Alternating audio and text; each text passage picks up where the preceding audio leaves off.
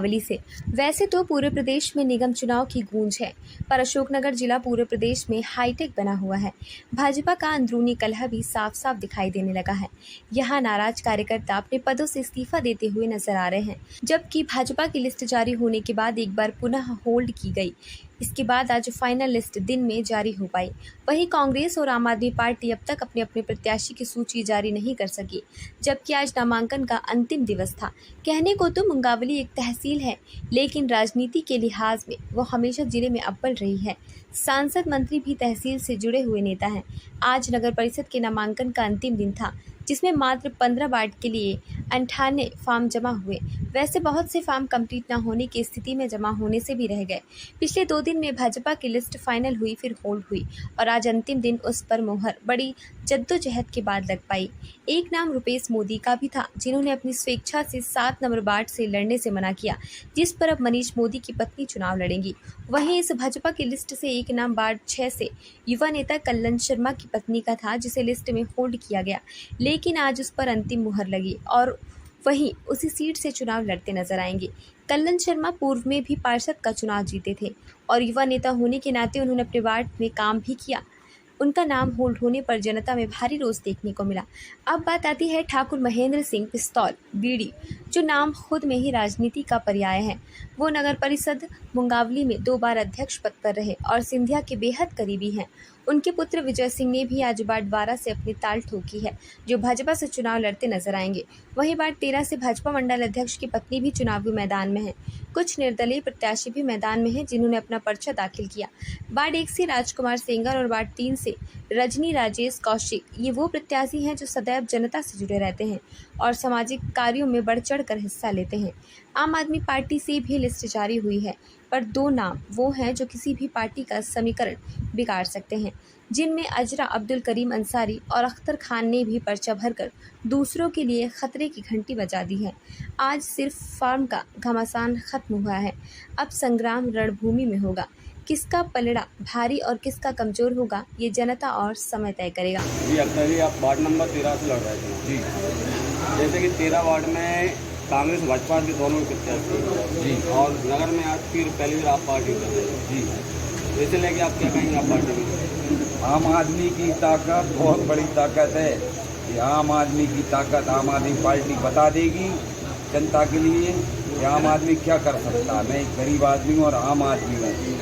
मैं कुछ सपने में था कि मैं बहुत बड़ा नेता हूँ, मगर मेरी अब औकात ये कि मैं आम आदमी हूँ, मगर मैं आम आदमी की ताकत बताऊँगा और हर एक सभी से निवेदन है आम आदमी का साथ है, मैं काम करूँगा।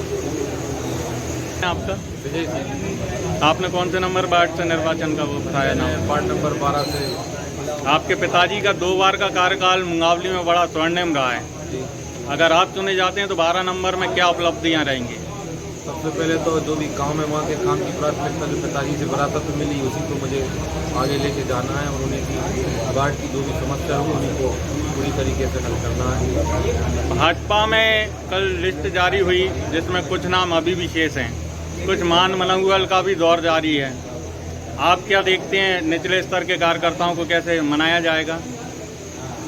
नाराजगी तो होती है, टिकट किसी पार्टी किसी एक को चुनती है और मांगने वाले 10 होते हैं, उनका अधिकार भी ये मांगना, लेकिन पार्टी उनको सबको मना लेगी और सब मान जाएंगी। पार्टी एकजुटता से काम करेगी। 12 नंबर वार्ड में नलियल योजना और कुटीर का काम अभी भी बाकी है। बहुत बड़े पैमाने पे वहाँ के लोग अभी भी इसके लिए घूम रहे हैं। तो आप अगर चुने जाते हैं तो क्या ये पहली उपलब्धि रहेगी? बिल्कुल, वो जो समस्याएं वहाँ रह गई, जो भी जैसे कि आपने बताया है, उनको प्राथमिकता से पूरा किया जाएगा और पूरी कोशिश करूँगा जल्दी से जल्दी। Thank you. मैं आपका विकास कपूर एडवोकेट, मैं आम आदमी पार्टी जिला संगठन मंत्री और मुंगावली चुनाव प्रभारी।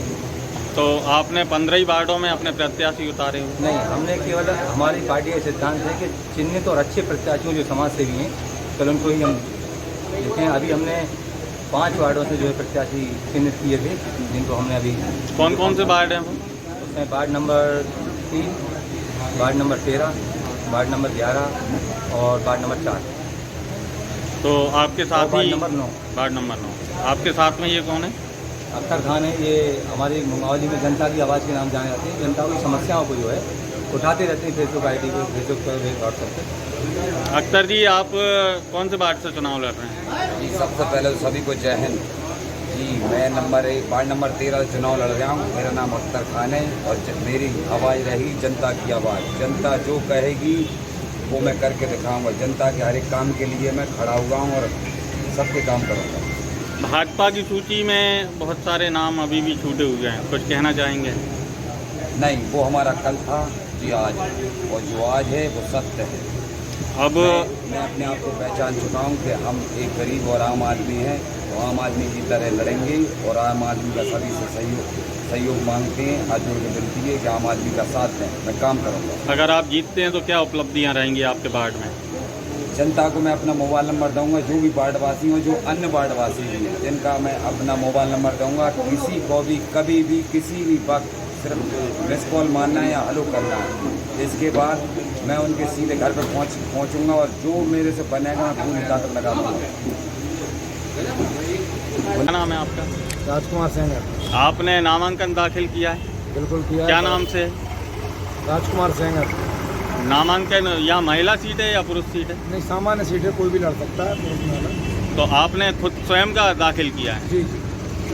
इसके पहले जो पार्षद थे उनका जो 1 नंबर में काम है उससे आप कितने संतुष्ट हैं? संतुष्ट है, ठीक काम किया है उन्होंने, सक्रिय रहे हैं। और वो उन्होंने इस बार नामांकन किया नहीं है क्योंकि वो कांग्रेस पार्टी से पार्षद थे और इस बार कांग्रेस पार्टी ने किसी और को टिकट दिया है, इसलिए उन्होंने चुनाव न लड़ने का फैसला किया है। बढ़िया पार्षद रहे, अच्छे पार्षद रहे। आपने पार्टी से टिकट नहीं मांगा? टिकट मांगा था। अब जब टिकट काफ़ी लोग मांगते हैं लेकिन मिलता तो किसी एक को ही है, और क्योंकि जनता की मांग है तो मैं चुनाव निर्दलीय लड़ूंगा। परिसीमन के बाद क्षेत्र कुछ बढ़ गया है? बिल्कुल, कस्बा रेंज क्षेत्र बड़ा है वार्ड नंबर 1 में, और मैं चूँकि वहाँ से पूर्व में उप सरपंच रहा हूँ और काफ़ी मेरे द्वारा कार्य किए गए हैं। जल योजना मेरे द्वारा स्वीकृत कराई गई, काफ़ी CC रोड मेरे द्वारा डाली गई। तो जनता की मांग है कि मैं चुनाव लड़ूं। पार्टी अपने काफ़ी जातिगत आधारों को ध्यान में रखती हुए और अन्य बिंदुओं को ध्यान में रख के टिकट देती है, लेकिन आखिर मतदान तो जनता करती है। तो टिकट होना अलग बात है और चुनाव जीतना अलग बात है। जो कस्बा रेंज परिसीमन में बढ़ा उसमें कुछ नल जल योजना की दिक्कतें रही हैं, रोडों की भी दिक्कत रही हैं। क्या इस बार वो पार्षद बन के आप अगर चुने जाते हैं तो वो दूर होंगी? नहीं, कस्बा रेंज में उप सरपंच रहते हुए मैंने नल जल योजना तो पूरे कस्बा रेंज में पूर्ण करा दी थी, और काफ़ी रोड, जितना फंड आया उतना रोड भी मैंने डालने का प्रयास किया। क्योंकि कस्बा रेंज 3 हिस्सों में बटा हुआ था तो तीनों हिस्सों का ध्यान रखना पड़ता था, और कुछ हिस्से रह गए हैं वार्ड नंबर 1 में जो जुड़ा हुआ है। उसमें राजरानी गार्डन के पीछे कुछ रोड रह गई हैं, 4-5 रोड, वो पार्षद बनने के बाद तुरंत तत्काल प्रभाव से पूर्ण की जाएंगी। मुंगावली में देखा जाता है कि चंदेरी रोड पर अधिकतर फॉल्ट होते हैं, लाइट चली जाती है, बहुत लंबे लंबे समय तक आती है। सिटी में पूरे में लाइट रहती है पर चंदेरी रोड पे हमेशा रोना रहता है।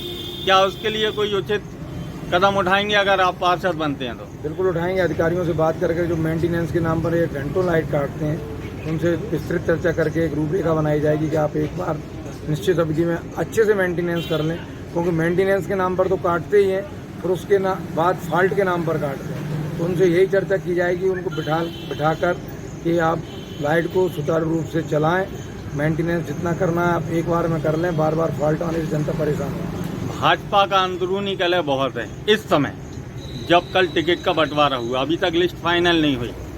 आप क्या सोचते हैं कि भाजपा कहाँ है अभी जमीनी स्तर पर? देखिए, भाजपा क्योंकि बड़ी पार्टी है और जब परिवार बड़ा हो जाता है तो कलह होना निश्चित है। सभी लोग उम्मीद करते हैं मुझे टिकट मिलेगा, मुझे टिकट मिलेगा, लेकिन पार्टी किसी एक कोई टिकट दे पाती है। और लेकिन चुनाव का जीतना, ये क्योंकि व्यक्तिगत चुनाव होता है, पार्षद का चुनाव, इसमें टिकट का बहुत ज़्यादा महत्व रहता नहीं है।